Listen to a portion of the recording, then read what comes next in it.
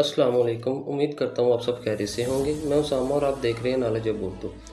तो आज का हमारा टॉपिक एक्सेल के फ़ाइल टाइप के बारे में है कि एक्सेल का फ़ाइल टाइप क्या होता है और इस फ़ाइल टाइप के अंदर जितने भी ऑप्शंस हैं, जो भी ऑप्शंस आ रहे हैं, उनका मतलब क्या है, उनको हम किस तरह और कैसे यूज़ करते हैं एक एक्सेल के अंदर।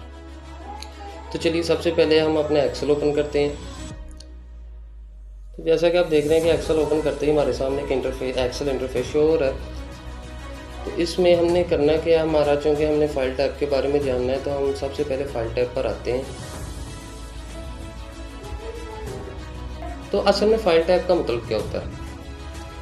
तो फ़ाइल टाइप जैसा कि नाम से ज़ाहिर हो रहा है, इसका मतलब एक्सेल फ़ाइल को मैनेज करना होता है। यानी कि किस तरह से हम एक एक्सेल फ़ाइल को सेव करते हैं, किस तरह से हम न्यू एक्सेल फ़ाइल ओपन करते हैं, या किस तरह से हम अपनी पहले से सेव की हुई पुरानी फ़ाइल को एक्सेल के अंदर ओपन करते हैं। इसके अलावा किस तरह से हम इसे प्रिंट कर सकते हैं, किस तरह से हम इस फ़ाइल की एक कॉपी तैयार कर सकते हैं, या किस तरह से हम इसे दूसरे लोगों तक शेयर करते हैं। तो ये सारा फ़ाइल टाइप के अंदर होता है। तो चलिए अब हम देखते हैं कि फ़ाइल टाइप के अंदर कौन कौन से ऑप्शंस होते हैं। तो सबसे पहले हम फ़ाइल टाइप के ऊपर क्लिक करते हैं।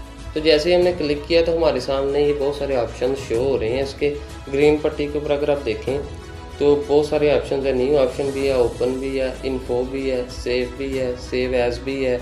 इसके अलावा प्रिंट है, शेयर है, एक्सपोर्ट है, पब्लिश, क्लोज, यानी कि बहुत सारे ऑप्शंस आ रहे हैं। अब हमने आगे जाके ये भी सीखना है कि ये ऑप्शंस कहाँ कहाँ यूज़ होते हैं, यानी कि एक एक्सेल शीट के अंदर हम किस तरह से ऑप्शंस का यूज़ करते हैं और कैसे करते हैं, हमें किस जगह पर किस ऑप्शन की ज़रूरत पड़ती है। तो फाइल टैब जो है इसे हम 3 या 4 लेक्चर्स के अंदर क्लियर करेंगे। तो चलिए सबसे पहले हम न्यू ऑप्शन को समझते हैं कि न्यू ऑप्शन का काम क्या है और इसका इस्तेमाल हम क्यों करते हैं। तो न्यू ऑप्शन का काम न्यू वर्कबुक बनाना होता है। इस ऑप्शन पर क्लिक करके हम न्यू वर्कबुक ओपन कर सकते हैं और ये ऑप्शन फाइल टैब के अंदर मौजूद होता है। ये आपको न्यू दिख रहा है। इस पर जब हम क्लिक करते हैं तो हम न्यू फाइल पर आ जाते हैं। यानी कि एक तो हमारी ये फाइल है ना जो ओपन हुई है, जिस पर ये डाटा लिखा हुआ है। लेकिन इसके अलावा भी अगर हमें कोई न्यू फाइल चाहिए, हम न्यू फाइल पर कोई वर्क वगैरह करना चाहते हैं, तो वो हम फाइल टैब पे जाएंगे। फाइल टैब पर जाने के बाद न्यू पर क्लिक करेंगे, न्यू ऑप्शन पर। तो इस पर क्लिक करते ही हमारी न्यू फाइल ओपन हो जाएगी, बिल्कुल ब्लैंक शीट होगी वो। तो इसके अलावा अब सबसे इम्पोर्टेंट बात मैं करने वाला हूँ कि हम न्यू वर्कबुक ओपन क्यों करते हैं, यानी न्यू वर्कबुक ओपन करने की वजह क्या बनती है। तो चलिए आइए हम उन रीजंस को देखते हैं जिनकी वजह से हम न्यू वर्कबुक को ओपन करते हैं और इस न्यू ऑप्शन को इस्तेमाल करते हैं। कह लीजिए कि हमारे पास पहले से एक वर्कबुक ओपन है जिसमें हमने कुछ डाटा लिखा है। अब कह लें कि हमने कोई नया डाटा लिखना है, लेकिन मैं चाहता हूं कि जो ये डाटा लिखा है ये भी महफूज रहे। वैसे तो मैं इसी डाटा को भी डिलीट कर सकता हूं, यानी ये डाटा जो लिखा हुआ है इसको भी डिलीट करके इसकी जगह भी मैं कोई न्यू डाटा लिख सकता हूं। लेकिन मेरा अब माइंड जो है, मेरा मकसद जो है वो ये है कि मेरा ये डाटा भी सेव रहे और मैं अपना नया डाटा जो है वो अपनी किसी न्यू वर्कबुक पर कर लूँ। तो मैं क्या करूँगा, मैं ये डाटा वैसे ही लिखा रहने दूँगा और कोई न्यू वर्कबुक ओपन कर लूँगा। ठीक है। तो सेकंड रीज़न ये है, कह लीजिए कि हमने किसी नए महीने का डाटा बनाना है, तो हम न्यू वर्कबुक का इस्तेमाल करेंगे तब। यानी अगर हमने जुलाई का डाटा अलग और अगस्त का डाटा अलग वर्कबुक में रखना हो तो हम न्यू वर्कबुक का इस्तेमाल करते हैं। इसके अलावा कह लीजिए कि मिसाल के तौर पर हमने एक वर्कबुक पहले से ओपन की हुई है, जैसे कि ये हमारी वर्कबुक 1 है। इस पर हम कोई डाटा लिख रहे हैं, लेकिन डाटा लिखते वक्त आपको अपना डाटा लिखने या मैनेज करने के लिए कुछ ऐसे टूल्स या फार्मूलाज की ज़रूरत पड़ जाती है जिनके बारे में आपको बहुत कम नॉलेज होता है।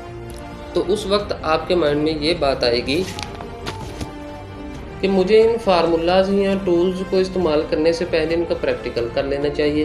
तो प्रैक्टिकल करने के लिए हम न्यू वर्कबुक का इस्तेमाल करेंगे।